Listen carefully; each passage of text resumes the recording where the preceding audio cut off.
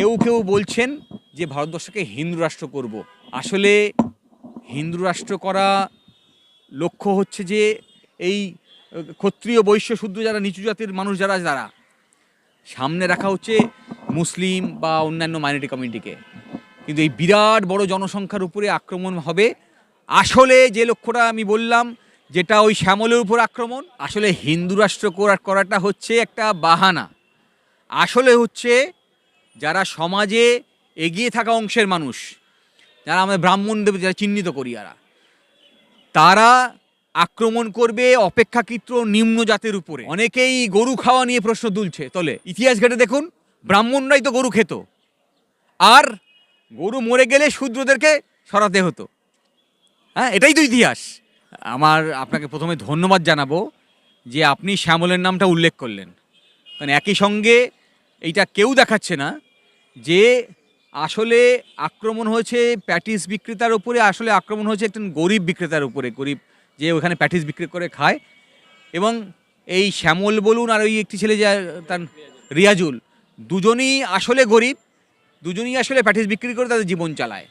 ফলে যাদের পশ্চিমবঙ্গে কাজ নেই, যারা সরকার কাজ দিতে পারছে না বলে, সরকার 100 দিনে কাজ পৌঁছাচ্ছে না বলে মানুষের কাছে রাস্তায় প্যাটিস বিক্রি করে খাচ্ছে, তাদের পেটে লাথি মারতে হবে, এইটা হচ্ছে আসল উদ্দেশ্য। তাহলে সেই যখন ঘটনা ঘটছে, সেটা কোথায় ঘটছে? গীতা পাঠের অনুষ্ঠানে। সেই গীতা পাঠের অনুষ্ঠান কারা করছে? আসলে একটা রাজনৈতিক দল, রাজনৈতিক কর্মসূচি, তারা এটা করছে। আচ্ছা, ধর্মকে কি রাজনীতি অংশ করা যায়? উত্তর হচ্ছে না। সংবিধান ধর্মকে একদম ব্যক্তিগত করেছে। ভারতবর্ষে বিগত কয়েক বছর ধরে আমরা দেখতে পাচ্ছি ধর্মকে রাজনীতি অংশ করা হচ্ছে, সচেতনভাবে মানুষের মধ্যে বিভেদ তৈরি করা হচ্ছে। এবং কেউ কেউ বলছেন যে ভারতবর্ষকে হিন্দু রাষ্ট্র করব। আসলে হিন্দু রাষ্ট্র করা লক্ষ্য হচ্ছে যে এই যারা নিচু জাত, আমি যদি হিন্দুদের কথাও বলি, ওই ব্রাহ্মণ, ক্ষত্রিয়, বৈশ্য, শূদ্র, এই ভাগ কিন্তু আরএসএসের মধ্যেই বর্তমান ছিল।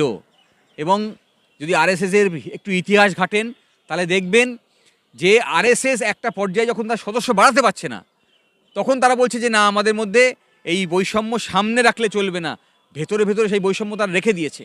তাহলে একটা গভীর চক্রান্তের শিকার হচ্ছে এই ক্ষত্রিয়, বৈশ্য, শূদ্র যারা নিচু জাতির মানুষ যারা সামনে রাখা হচ্ছে মুসলিম বা অন্যান্য মাইনরিটি কমিউনিটিকে, কিন্তু এই বিরাট বড় জনসংখ্যার উপরে আক্রমণ হবে।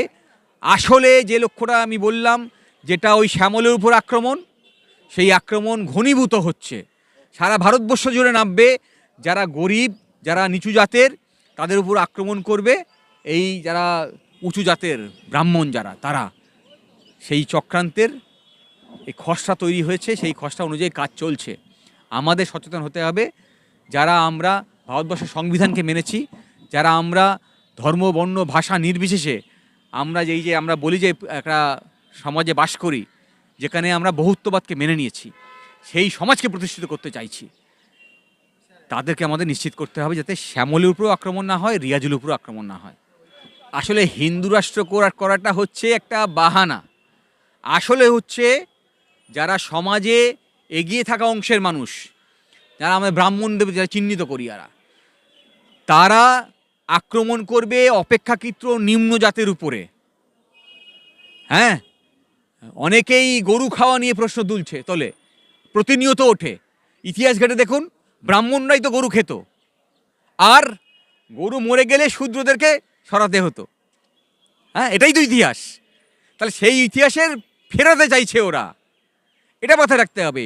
ওই ইতিহাসকে আমাদেরকে আসলে আবার সেই পেছনের ইতিহাসে ফেরত নিয়ে যেতে চাইছে। তার জন্যে এই গীতাপাঠ, লক্ষ্যমন্ত্র গীতাপাঠ, তার জন্যে রাষ্ট্রীয় ক্ষমতাকে দখল করে এই সমস্ত ইনস্টিটিউশনগুলোকে নষ্ট করা। আমরা তো একটা ডেমোক্রেসিতে বাস করি, যেখানে আমাদের আদালত একটা নিরপেক্ষ সংস্থা, ইনস্টিটিউশন, নির্বাচন কমিশন একটা নিরপেক্ষ ইনস্টিটিউশন, পাবলিক সার্ভিস কমিশন একটা নিরপেক্ষ ইনস্টিটিউশন। এবার দেখুন, এই প্রত্যেকটা ইনস্টিটিউশনের অত্যন্ত গুরুত্বপূর্ণ ভূমিকা দেওয়া আছে। আমরা জানি প্রতি 5 বছর রাজনৈতিক দল চেঞ্জ হবে, কিন্তু পিএসসি দিয়ে যারা চাকরি পাবে, সেই WBCS অফিসারটি, সে থাকবে 60 বছর। ফলে সে নিশ্চিত করবে যে সংবিধানের ভায়োলেশন না হয়। তাহলে এই পাবলিক সার্ভিস কমিশনকে নষ্ট করে দেওয়া, নির্বাচন কমিশনকে নষ্ট করে দেওয়া, জুডিশিয়ারিকে নষ্ট করে দেওয়া, এই নিরপেক্ষতাগুলো নিয়ে সব প্রশ্ন উঠছে তো, এইগুলোকে নষ্ট করে দেওয়া আসলে ক্ষমতা দখল করতে হবে। আর এই ক্ষমতা দখল করে যারা গরিবের উপরে আক্রমণ, গরিবের আগ্রাসন নামিয়ে নিয়ে আসতে হবে, গরিবের শোষণ নামিয়ে নিয়ে আসতে হবে, তাকে নিশ্চিত করতে হবে, এইটা লক্ষ্য।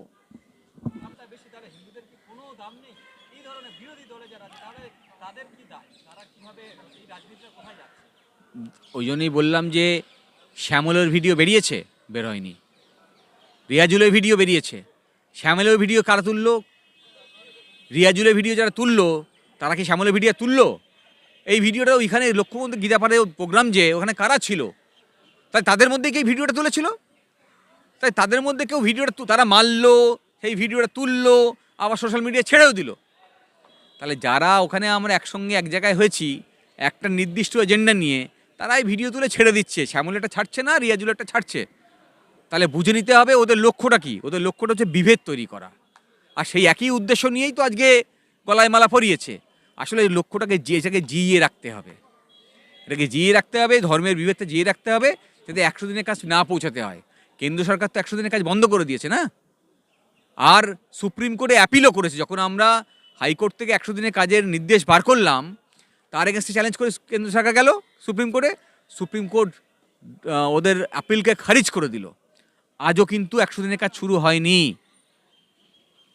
তাহলে যারা 100 দিনের কাজ কেড়ে নেয় তারা হচ্ছে বিজেপি, যারা 100 দিনের কাজ কেড়ে নেয় তারা হচ্ছে তৃণমূল, যারা 100 দিনের কাজের আইন নিয়ে আসে তারা হচ্ছে ইউপিএ ওয়ানে যারা ছিল সেই লেফট ফ্রন্ট কংগ্রেস এরা। হ্যাঁ, ফলে একজন কাজের অধিকার নিশ্চিত করে আর একজন কাজ কেড়ে নেয়। যারা কাজ কেড়ে নেয় তারা এই বিভেদের রাজনীতি করবে, ধর্মকে রাজনীতি অংশ করবে, এটাই স্বাভাবিক।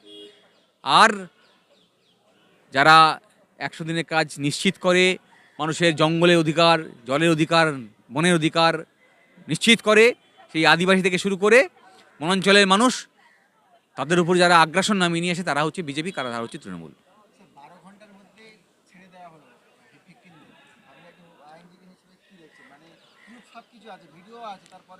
দেখুন, বেল পাওয়া যে কোনো মানুষের অধিকার। এখন আপনি প্রশ্ন করতেই পারেন, তাহলে জেএনইউর ওই ছেলেটির কি হলো? জেএনইউতে যে অ্যারেস্ট হলো তার কাছে কি নথি ছিল যে আপনাকে অ্যারেস্ট করে রাখতে হলো? এইখানেই হচ্ছে রাষ্ট্রের আগ্রাসন কার উপরে নামবে, কার উপরে নামবে না তা নিশ্চিত করে।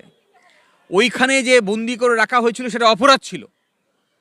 কিছু কিছু হিনিয়াস অফেন্সের ক্ষেত্রে আমরা কাস্টাডির মধ্যে রেখেই ট্রায়াল করি, তবে আমার মনে হয় না যে এটা সেই ধরনের অপরাধ।